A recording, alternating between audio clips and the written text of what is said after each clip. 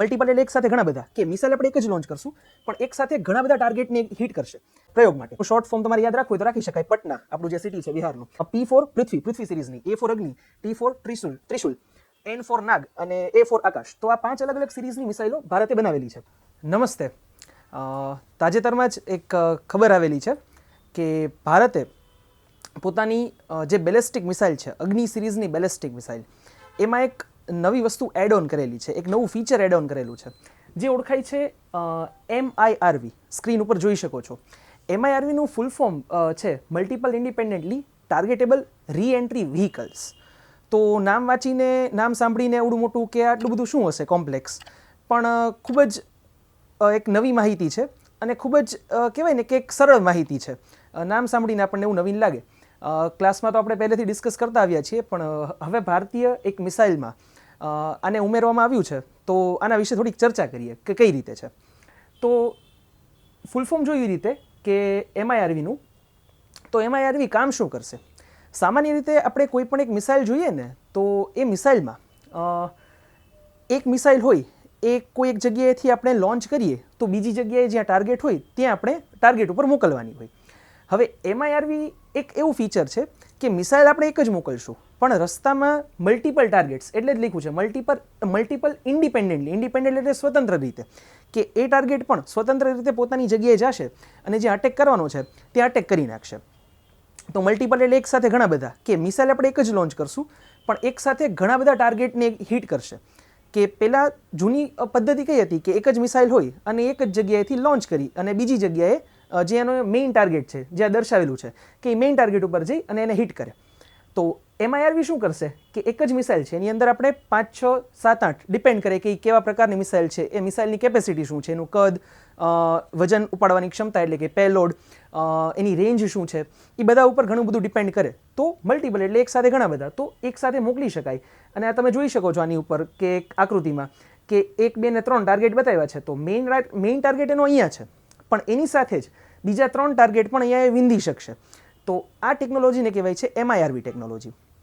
હવે આ જે MIRV ટેકનોલોજી છે એ ભારતની જે બેલેસ્ટિક મિસાઇલ છે, અગ્નિ સિરીઝની બેલેસ્ટિક મિસાઇલ, એમાં આપણને જોવા મળે છે. તમે ફીચર્સ અગ્નિ બેલેસ્ટિક મિસાઇલના જોઈ શકો છો કે બેલેસ્ટિક મિસાઇલ છે. મિસાઇલના 2 પ્રકાર હોય છે મુખ્યત્વે, ક્રૂઝ મિસાઇલ અને બેલેસ્ટિક મિસાઇલ. ક્લાસમાં આપણે ઇન ડિટેલ ખૂબ જ ચર્ચા કરીએ છીએ બંને પ્રકારના, કે શું તફાવત હોય છે બંને પ્રકારમાં અને કઈ રીતે ભારતની પાસે અલગ અલગ પ્રકારની બેલેસ્ટિક તથા ક્રૂઝ મિસાઇલો છે. અને આવી બેલેસ્ટિક મિસાઇલની જનરલી સ્પીડ હોય છે એ લગભગ 24,000 કિલોમીટર પ્રતિ કલાક જેટલી વધારે હોય છે. તો એના કારણે એની સ્પીડ ખૂબ વધારે હોવાના કારણે આ ટેકનોલોજી બનાવવી એક થોડીક કોમ્પ્લેક્સ છે અને થોડીક ચેલેન્જિંગ છે. એનું રીઝન શું છે કે આટલી વધુ સ્પીડમાં જતી મિસાઇલને ઇન્ડિપેન્ડન્ટલી અલગ અલગ જગ્યાએ ટાર્ગેટ મોકલવા અને એ પ્રિસાઇઝલી એ જ જગ્યાએ જઈને એને હિટ કરે, એ થોડીક કોમ્પ્લેક્સ ટેકનોલોજી છે. તો એ ડેવલપ કરવામાં ઘણો બધો સમય લાગે. તો એના કારણે ભારતે હાલમાં અત્યારે આ ટેકનોલોજી જે છે આ ફીચર એડ ઓન કરી શક્યું છે પોતાની મિસાઇલમાં.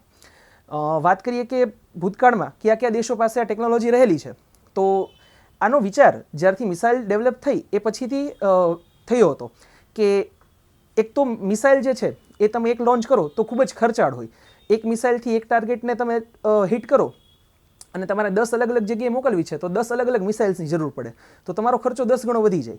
પણ જો એક જ મિસાઇલથી આવી રીતે MIRVનો યુઝ કરી અને 10 અલગ અલગ જગ્યાએ હિટ કરી શકાય તો એક જ ખર્ચામાં તમે 10 અલગ અલગ ટાર્ગેટ અચીવ કરી શકો. તો એના કારણે આનો એક સૌથી મોટો બેનિફિટ આ છે. તો 1960ના દશકામાં આનો વિચાર શરૂ થઈ ગયો હતો અને 1970ના સમયમાં, 70ના દશકામાં અમેરિકાએ સૌથી પહેલાં ટેકનોલોજી બનાવી લીધી હતી અને એની પાસે હતી, જેની પછી રશિયા પાસે પણ, એટલે કે ત્યારનું USSR, એની પાસે પણ આ ટેકનોલોજી આવી ગઈ હતી. રશિયા અને અમેરિકા આ બંને પાસે જો કોઈ ટેકનોલોજી આવે ને એ પછી ધીમે ધીમે સ્પ્રેડ થઈ UK, ફ્રાન્સ અને છેલ્લે ચાઇના પાસે આવી પાછલા દશકમાં, એટલે કે આની પહેલાંના દશકમાં. પાકિસ્તાન પણ એવું ક્લેમ કરે છે અને દાવો કરેલો છે કે 2017 અને 2022માં એમણે આ જ ટેકનોલોજી MIRV જે છે એનું ટેસ્ટિંગ કરેલું છે. હવે એની પુષ્ટિ આપણને ખબર નથી કે કરી શકાય કે નહીં, પણ એમણે દાવો કરેલો છે કે એમની પાસે પણ MIRV ટેકનોલોજી છે. તો ભારત પાસે આ ટેકનોલોજી હોવી ખૂબ જરૂરી હતી, કારણ કે આપણા બંને પાડોશી દેશો કે જેમની સાથે આપણે સીમાના કારણે આપણે સતત કંઈક ને કંઈક ઇશ્યુઝ થતા રહેતા હોય છે. તો એવા સમયે આપણી પાસે પણ એમની પાસે જેટલી પણ કેપેસિટી હોય એનાથી વધારે તો હોવી જ જોઈએ, પણ એનાથી વધારે જો કદાચ ન હોય તો પણ એના જેટલી તો હોવી જ જોઈએ. તો એ કારણોસર આપણી પાસે આ ટેકનોલોજી હોવી ખૂબ જરૂરી હતી. તો હવે આપણી પાસે આ ટેકનોલોજી આવી ગઈ છે, તો ખૂબ સારી વાત છે આપણા માટે. હવે મિસાઇલની વાત કરીએ તો ભારતમાં જે મિસાઇલનો પ્રોગ્રામ શરૂ થયો હતો એનું નામ હતું IGMDP, integrated guided missile development programme. હવે આ જે આખો પ્રોગ્રામ હતો એ 1980ના દશકામાં સરકાર દ્વારા શરૂ કરવામાં આવેલો અને એની મંજૂરી અપાઈ હતી. અને 1983માં ફાઇનલી જે આખું જે મિશન હતું એ સોંપવામાં આવ્યું DRDOને. અને એ સમયે ડૉક્ટર APJ અબ્દુલ કલામને આખો પ્રોજેક્ટ સોંપવામાં આવ્યો. એ સમયે 5 અલગ અલગ સિરીઝની મિસાઇલો તૈયાર કરવાનો પ્લાન હતો. અને એનું શોર્ટ ફોર્મ તમારે યાદ રાખવું હોય તો રાખી શકાય. પટના, આપણું જે સિટી છે બિહારનું. P4 પૃથ્વી સિરીઝની, A4 અગ્નિ, T4 ત્રિશુલ, N4 નાગ અને A4 આકાશ. તો આ 5 અલગ અલગ સિરીઝની મિસાઇલો ભારતે બનાવેલી છે. અને અત્યારે આપણી પાસે લગભગ બધી જ સિરીઝોની મિસાઇલો આપણી પાસે ઉપલબ્ધ છે. હવે આ 5 સિરીઝની મિસાઇલ છે એ ડેવલપમેન્ટ થવાનું શરૂ થયું 1983થી. અને ધીમે ધીમે આપણી પાસે એક એક મિસાઇલો આવતી ગઈ.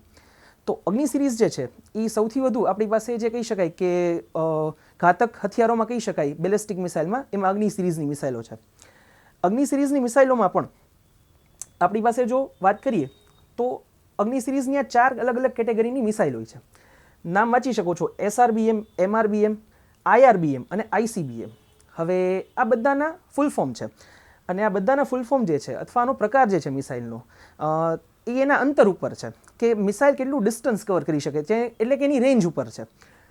SRBM એટલે short range ballistic missile, MRBM medium range ballistic missile, IRBM intermediate range ballistic missile અને ICBM ઇન્ટરકોન્ટિનેન્ટલ બેલેસ્ટિક મિસાઇલ, એટલે કે આંતરખંડીય, એટલે એક ખંડમાંથી બીજા ખંડમાં જઈ શકે અને ત્યાં ટાર્ગેટને હિટ કરી શકે.